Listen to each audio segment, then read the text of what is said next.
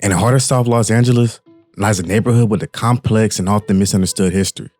This is the story of South Los, not just a street gang, but a symbol of generational struggle, territorial pride, and the hidden wars fought in the shadows of Los Angeles. This isn't just about crime. It's about community, survival, and a fight for identity in one of America's most infamous urban battlegrounds. So South Los, they definitely have a story to tell. Yeah. All right, welcome to Cali's Most Dangerous. Let's get into it. Enter this neighborhood in South Los Angeles. The graffiti is a warning. You're on gang turf. Even if you live in the neighborhood, the spray-painted slogans are a daily reminder. Your home is in gang territory. Jackson was walking with three others when they were attacked on Manchester Avenue near the 110 freeway. And Grand Avenue at about 1:30 this morning. They say the suspects, at least one of them said, "Where are you from?" before firing, as detectives here continue to ask more questions. Nigga, Gucci, nigga, what you running for? Then what you running for? Where you from? Where you from? You don't gang bang? Give me your backpack, that nigga. South Los gang, nigga. Gucci, nigga, what you running for, nigga? Ruben Mendoza and Carlos Ardilla worked side by side in construction for years. And they weren't just co-workers, they were close friends, damn near best friends. So close that when Ruben built his house on Varrio Avenue in Los Angeles, Carlos was right there beside him, laying down the foundation and nailing the beams. But that bond was about to be tested in the worst way possible. On the evening of November 13th of 2015, Carlos dropped by Ruben's house. But it wasn't just a casual visit. They talked mostly about money. Carlos thought he was still owed money from a contracting job. And in the end, there wasn't any resolution to this conversation. Eventually, he left without incident, saying he might come back tomorrow. And he did. On November 13th, at around 7:30 p.m., Ruben's nephew Edgar was working in the garage when Carlos showed up again and asked to speak with Ruben. So the two men stepped outside. But this time, Carlos wasn't alone. From inside of the house, Edgar and Ruben's stepdaughter Liliana heard raised voices. A third voice, one they didn't recognize, was a part of the argument. So Edgar ran towards the alley and Liliana followed. Ruben was in a heated struggle. Carlos appeared to be holding him back, trying to keep him away from another man. A stranger later identified as known South Los member David Shuffle. He had tattoos on his neck indicating his affiliation to South Los and was wearing blue latex gloves. And it was clear that a physical altercation had already played out, with Ruben having blood on his mouth. But things kept going left on this encounter. As the chaos escalated, Liliana heard Carlos say, "I want my money." And then David, cold, calm, and furious, looked Ruben in the eyes and said, "You need to pay that money to my cousin." Liliana, she tried to pull her stepfather back into the house, and Edgar held on to Carlos, trying to defuse the situation. But that's when David said, "That's enough," before shoving Liliana inside and turning to Carlos, saying, "Give me that."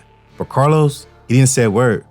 He simply lifted his sweater to expose what was tucked in his waistband of his pants. Right after that, David takes the gun and then declared, "This is my barrio," before letting off a shot towards Ruben's abdomen. As Ruben collapsed, bleeding on the ground, Shuffle repeated, "This is my barrio," before the man fled the scene, escaping in a white Chevrolet SUV parked nearby. 2 days later, police pulled over that same car, with David and his wife inside. Unfortunately, Ruben Mendoza didn't survive this ordeal. The autopsy revealed more than just a gunshot wound.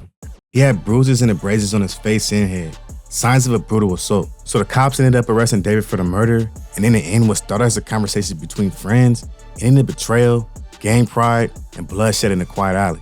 On top of that, both men received a lot of prison times for the murder, with the trial court sentencing David to 50 years to life and Carlos to 21 years to life in a state prison. This story is only surface level when it comes to the brutality of South Los. This gang is known all throughout LA as being one of the most ruthless, militant, and deadly gangs in the city. But to fully address this gang, it's essential that we get into the history of South Los. History of South Los. It is a war. Cops against gangs. Gangs against cops. Gangs against gangs. Today, South Los is known as one of the most hated Mexican gangs in Los Angeles, having a long list of enemies. But they actually have a humble beginning. South Los emerged during a broader expansion of Latino street gangs in Los Angeles, particularly in the post-World War II era. Initially formed for community protection and social identity, South Los, they moved as a unit who formed through oppression. And early on, the mission was to be a resource for its locals. But the lack of resources in the community quickly shifted the internal approach to these gangs.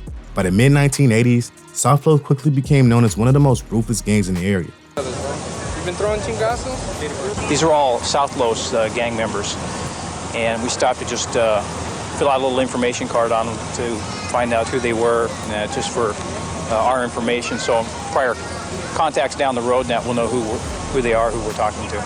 This change was mostly due to the crack era being in its peak. which had a lot of gangs fighting for territory to ensure that they can sell these daily drugs in these locations. Gangs like South Los, they often evolved into factions involved in various criminal activity. Murders, robberies, and major drug operations was a common occurrence with them. On top of that, by the early 1990s, South Los, like many other Mexican gangs, became affiliated with the Serenios, a coalition of Southern California's gangs that pledged allegiance to the Mexican Mafia, or La M. With that being said, even with this alliance with other Mexican gangs, South Los still went to war with several of them. For example, on May 18th of 1990 at around 11 p.m. in Gardena, California, the streets buzzed with distant sounds of carnival laughter and cheap music. Under the glow of the streetlights, a small group of friends walked through the side streets, cutting north on Normandy Avenue, some in bold black sweatshirts, stamped with Gardena thread, their gang loyalty printed like a badge. Marcela Mercado, known in the streets as Sad Eyes, wore hers with pride. Veronica Sanchez and Javier, sporting their own G13 markings, made it clear where they stood. But not everyone in this group was in that life. Jamie Alvarez wasn't a gang member. He wore no colors, flashed no signs, he was just a friend. While walking, they noticed a dark van with South Los members Robert Gutierrez and Antonio Ambrez chilling. They circled the block around 2 times, and when it passed the 3rd time, someone in the group flipped it off. And right after that, the van made a hard right on Marine Avenue and stopped. Meanwhile, at the corner, the group paused, waiting for the crosswalk light. That's when the van door opened and Ambrez steps out and starts walking towards the group. He wore a black jacket with a baseball cap pulled low. And after approaching the group, he asked a question loaded with deadly weight. "Where you from?" But Ambrez didn't wait for an answer. Instead, he reaches into his pocket, grabs a revolver, raises his hand, and opens fire on the group. 5 shots were fired or screams followed. After that, the South Los members turned, got into the van, and peeled off into the darkness. Marcelo was hit in the leg, Veronica ran and avoided being shot, but Jamie Alvarez took 3 bullets, 1 to the chest, abdomen, and the leg. He collapsed on the sidewalk and unfortunately never got back up, dying on the scene shortly after officers showed up. Officer Shope was the first to arrive. He found Jamie barely conscious and bleeding out on the pavement, but Jamie managed to whisper a description. A van, dark blue and gray, roof bent open, and a Mexican male shooter with dark hair and a mustache. And it was all the officers needed. They spotted the van minutes later, and once spotted, the officer initiates his police sirens to get the van to pull over, but it didn't stop. It sped through several residential streets, but the chase didn't last too long. 1 mile later, it pulled over. 2 men inside, the shooter later identified as Ambrez in the passenger seat and the driver Gutierrez, both covered in South Los tattoos, one of the bitter enemies of Gardena 13. Once captured, they said they hadn't been near 35th Street and gave fake names, but the truth was closing in. The officer then brings Gardena 13 member Marcela and the others to the scene, and this gang member didn't hesitate either. She quickly pointed to the van, and to the officer she says, "That's him. Ambrez, that's the shooter." So the men were arrested, but they still weren't admitted to any shootings. So the sergeant made a bold move. He planted a hidden recorder in his squad car and left the suspects alone.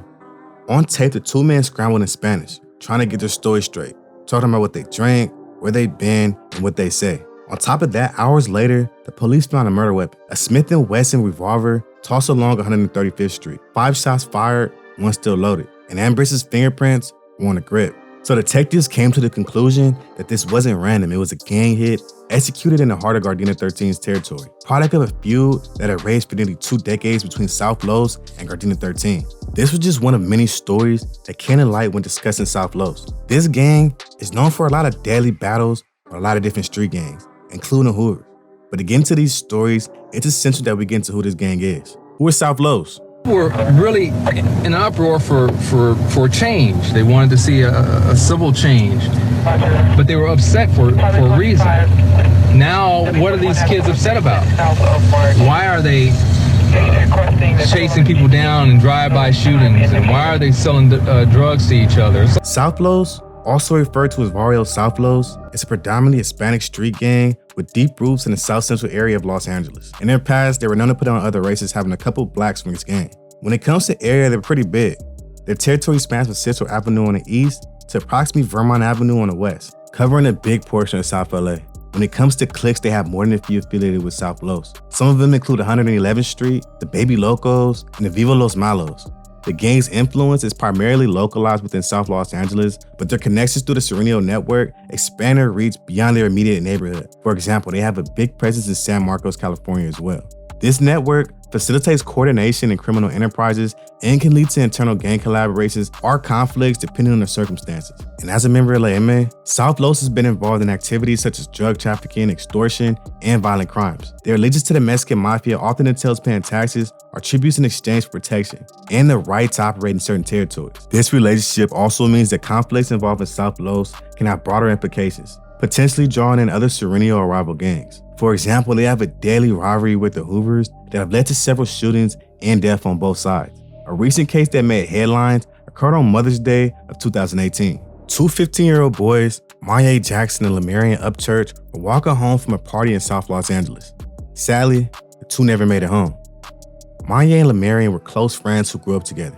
They were very popular among their peers too, with Maya being a great football player and Lamarian being a dancer for Tommy the Clown. The two and the others went to a party on May 13th of 2018, and shortly after 1:30 a.m., when the group was walking home from the party on Manchester near 110 Freeway, South Los members Christian Ivan Macias, Edward Loza, and Nancy De La Rocha pulled up beside them and asked, "Where you from?" And once again, this question wasn't meant to get an answer. It was a trigger. Before the boys could answer, shots were fired. The kids tried to run, but two were wounded, and Jackson and Upchurch unfortunately were killed instantly. The investigation moved quickly. By late 2018, South Los members Kristen, Edwin, and Nancy were arrested. This was a calculated, retaliatory ambush, prosecutors stated. They argued that the attack was a retaliation for a previous confrontation where one of the teens had allegedly brandished a pellet gun at one of the South Los members. But no one expected what followed: a deadly ambush in the middle of the night. And in 2023, after a lengthy trial, the jury returned with a verdict in under 2 hours. All three defendants were convicted of 2 counts of first-degree murder, 2 counts of attempted murder, and conspiracy to commit murder, and each received a life sentence without the possibility of parole. But for the family of the victims, the court battle didn't just end with the criminal convictions. The families of Jackson and Upchurch filed a $25 million wrongful death lawsuit against the LAPD in the city, alleging that the officers treated the wounded boys as suspects, delaying critical medical aid, and handcuffing the boys at the scene. Definitely rest in peace to Maya and Lamarian. While it was alleged that they might have had close ties to the Hoovers, these kids' lives were cut short for attending a party on a night South Los members were looking for enemies. These activities are why law enforcement agencies have targeted South Los and similar gangs through various means, including injunctions, surveillance, and coordinated raids, with the goal being to disrupt the operations and reduce gang-related violence in the community. However, such measures face challenges, including community mistrust and the adaptability of gang structures, which is one of the main reasons why this gang has grown to have such a notorious reputation. The presence of South Los has had a profound impact on the local community, contributing to cycles of violence and crime that affect residents' quality of life. Efforts to address these issues include community outreach programs, youth intervention initiatives, and partnerships between law enforcement and local organizations. And while a lot of these programs publicly slowed down the gang's activities over the years, they still went to war with numerous gangs, including the Hoovers, who this gang actually had close ties with due to their proximity to each other. Today, the Hoover stand is one of the top rivals of South Los. You already heard one intense story, but there's numerous others that show this intense hatred for each other.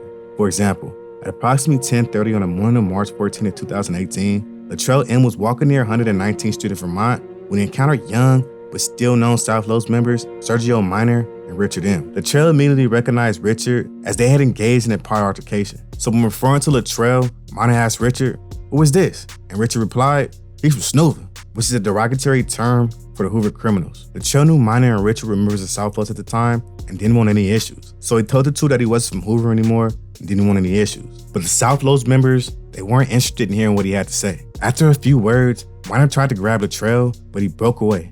And when he did that, Minor put out a revolver from his pocket pants and told Latrell to come with him. And as Minor tried to grab Latrell again, he ran down Vermont Avenue, followed by the two South Los members trying to chase him down. As he was trying to get away, Minor got a hold of Latrell's shoulder, causing him to stop. After that, the three, they began trading blows. But Latrell breaks loose and starts running again. Once he thought he was far enough, he put out his cell phone and called 911, telling the responder he believed he was about to be killed, followed by him telling the operator where he was located. So thinking he found cover, Latrell stopped when he got in an area where people were standing and waiting for the bus. Latrell remained on the line with the operator as he waited for the cops. And for a second, he thought he was good. But eventually, Minor and Richard caught up with Latrell and began beating him again. And once again, Latrell starts to run. He reached Imperial in Vermont before the South Los members caught back up with him to resume jumping him. And as Minor and Richard were striking Latrell, Minor saw the police approaching, so he and Richard ran away from the scene. Thankfully, no one was killed in this situation, but it definitely gives another example of how much these two hate each other. But to get more in depth about this ongoing violence between these two gangs, we have to address the South Los rivals. Rivals of South Los. He puts their, placa or their set up on the wall. I mean, they can get killed doing that if they're putting it in the wrong part of town. But what happens if it's not removed immediately, a rival gang will come by and cross it out. And then the gang will come back and get mad and put it bigger. And before you know it, it'll come to a point where those people are going to be looking for the ones who are doing the crossing out. Today, South Los stands as one of the most hated gangs in South Central. That's because they're known to go to war with pretty much anyone who they have the issue with. Despite their affiliation with the Mexican Mafia, outside of prison, South Los have engaged in several rivalries with other Sereno gangs, such as 18th Street, Florencia 13, Junior Mafia 13, Varrio 13, Capone's 13, Gardena 13, most Compton Varrios, and all East Coast Crips. But this gang's most intense rivalry is definitely gonna be with the Hoovers. War with the Hoovers. Nigga, Gucci, nigga, what you running for? Then what you running for? Where you from? Where you from? You don't gang bang? Give me your back tuck that nigga. South Los gang, nigga, Gucci, nigga, what you running for, nigga? Nigga, you wanna get popped, nigga? The war with South Los and the Hoovers stand as one of the most violent wars in Los Angeles' modern era. These two gangs actually used to have close ties to each other due to the proximity, but over the last decades, they've been mortal enemies to each other. Drive-by shootings and murders are a common occurrence when talking about these two gangs. For example, Sergio Villalobos, known in the streets as Junior, a known member of South Los, was in the middle of a deadly situation on August 22nd of 2013. That night, Junior made a move that would set off a chain reaction. He bought a white Yukon SUV and drove it straight into the Hoovers territory. Behind him was a silver car with fellow South Los gang member Carlos Hernandez, also known as Rowdy, and his girlfriend Brianna. According to Brianna, Junior wasn't alone. A bald-headed man rode shotgun, and Rowdy, he already made it clear. They were going on a mission that night. In gang talk, this meant someone was about to get shot. At around 10 p.m. on the corner of Colden and Vermont Avenue, a group of friends, Natasha Lever, Marcio Cortez, and Trevor Robertson, were hanging outside an apartment complex. Initially, it was just another warm LA night, until a white SUV creeps up. Marcio, he sees it first. The vehicle stops abruptly, and an arm stretched out from the passenger window, clutching a gun. And without any words, he lets off several shots at the group. Marcio took off, but was grazed in the head.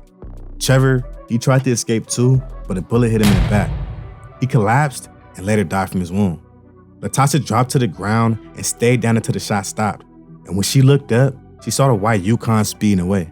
Brianna, still behind the SUV, followed the vehicle after the shooting, but then diverted, eventually meeting up at a shopping center. Junior and his passenger got into Brianna's car. Brianna switched to the Yukon and drove it to Liquorland on Imperial in Vermont, following Junior's instructions to throw off the cops. Sent a woman behind the wheel with a master shooter profile. And on the way, she picked up a younger South Los member known as Snaps. And Rowdy followed them in a silver car. At Liquorland, the crew swaps cars again. Brianna and Snaps jumps into the silver car for Rowdy. And in the car, Junior handed Rowdy a .38 revolver, believed to be used in the crime. Then Rowdy drops off Junior, Snaps, and the bald-headed man. And when he gets home, Rowdy destroys the shell cases, smashing them with a hammer and tossing them in the trash. Meanwhile, not long after the shooting, sheriff's deputies found a white Yukon parked at Liquorland. The SUV's owner, Naomi Jackson, showed up with the man and tried to drive it away, but deputies stopped her. As they searched the car, they overheard her nervously say, "I hope they didn't leave anything in the car." At the station, LAPD Detective Peter McCoy interviewed Miami. She waived him Miranda rights and gave up Junior's name. She said that she had loaned the Yukon to him and identified him in a photo, confirming to the police that Junior was Sergio. And on September 11th of 2013, LAPD officers tracked Junior down near a gas station along Imperial Highway. And as soon as they approached him, he ran off. And while trying to escape, the officers saw Junior carrying a stainless steel semi-automatic handgun. They eventually cornered him in a driveway. And once cornered, he tossed the weapon over a fence, but didn't surrender. Instead, he squared up in a fighting stance, but officers took him down after a struggle and recovered the gun. At the station, Junior sat down with a detective, and he waived his Miranda rights. He told the detectives that he used to go by Lil Spanky and had not ever been called Junior. Also claiming that he wasn't in any SUV that night and didn't even borrow a car, saying he was either sleeping at his baby mama's house or at a Dodgers game. But both alibis crumbled fast, with the detectives confirming that the Dodgers weren't even in town on August 22nd. So he tried to shift gears, this time telling the detectives that he had information that could help him, saying he knew exactly who did the shooting and even offered help to get the detective a promotion. But as officers took him to the booking area, he slipped up and admitted that he knew where the gun was, saying it was a .38 special. And even more evidence came to light. Cell phone records show Junior had received texts the day before the shooting, saying that South Los homie had got hit by the Snoochies. Once again, a slur for the Hoovers. And just minutes after Trevor was gunned down, Junior made multiple calls to that same number. On top of that, location data from the cell phone towers showed his phone pinged just 4 blocks from the crime at 10:12 p.m., minutes after the shooting. Forensics painted an even clearer picture though. 3 fingerprints on the Yukon's passenger door matched Junior's. And although the bullets that killed Trevor didn't come from the gun found with Junior, the totality of all this evidence pointed him as the prime suspect. In the end, Sergio was convicted of the murder of Trevor and was sentenced to a total term of 210 years to life in the state prison. Rest in peace to Trevor. He got caught in the middle of a deadly war between the Hoovers and South Los, and sadly ended up losing his life. Truth be told, he was one of many that fell victim to this war. My question is, how did it start though? If there's any OGs or anyone tapped in the streets, y'all let me know in the comments. Let's have a conversation about it. Danger rating for South Los. South Los is known to engage in deadly wars with a lot of different gangs. They don't discriminate. They beef for several Mexican gangs, Bloods, Crips, and all factions of the Hoovers. Over the years, there have been more than a few headlines about this gang's deadly ways, and they've had more than a few members known to be ruthless when it comes to their enemies. That's why this gang is going to receive a danger rating of a 9.4 out of 10 based on the gang's history. Y'all heard a few intense stories, but it's much more when it comes to this gang. But that's just my opinion. What do y'all think? Would y'all went lower or higher? Y'all let me know in the comments. Let's have a conversation about it. Prominent figures. From their foundation, South Los, they've had a lot of members who have made noise for this gang when it comes to the streets of Los Angeles. But first off, as usual, I found some members who are no longer with us due to the violent wars that South Los is known to engage in. A few of them include Lil Goofy, Casper, Maniac, Scrappy, Christian Henriquez, also known as Snaps, Trigger, Vito Hernandez, Victor Farias, and Jose Farias, also known as Lolo. Definitely rest in peace to them, and y'all let me know in the comments if any of the members who are no longer with us. Let their names live on. Some of the gang's known members include Sad Boy, Capone, Swifty, Toker, Bandit, and Snoopy. South Los also has a couple rappers who put in work for the gang too. They include Evil, Slick, Bam Bam, Creeper, Lil Minor, and Corrupt. I couldn't find any recent music or videos, so y'all let me know in the comments if they're still dropping any music. Also, it's too crazy. Bro hard too. Real essay out flow, but it's unique and real catchy. Y'all definitely gotta check them out as soon as possible. Also, if it's any other artists, y'all let me know in the comments. Let's get their music heard. Current state of South Los. When it comes to the current state of South Los, while there have been several gang injunctions placed on this gang, had several prominent members locked up or killed, today, they stand as one of the more active gangs in South Central. This gang continues to thrive today and is spread throughout California, even having a big presence in San Marcos. I couldn't find too much information on them out of state, so y'all let me know in the comments if they have any subsets outside of California. That's it for South Los though. Y'all got any crazy stories about these guys? Any close calls? Also, did I miss anything? Did I get something wrong? Y'all let me know in the comments. Let's have a conversation about it. Don't forget to like and subscribe if you enjoyed the video, or if you're part of the Danger Gang. Y'all stay safe or dangerous out there.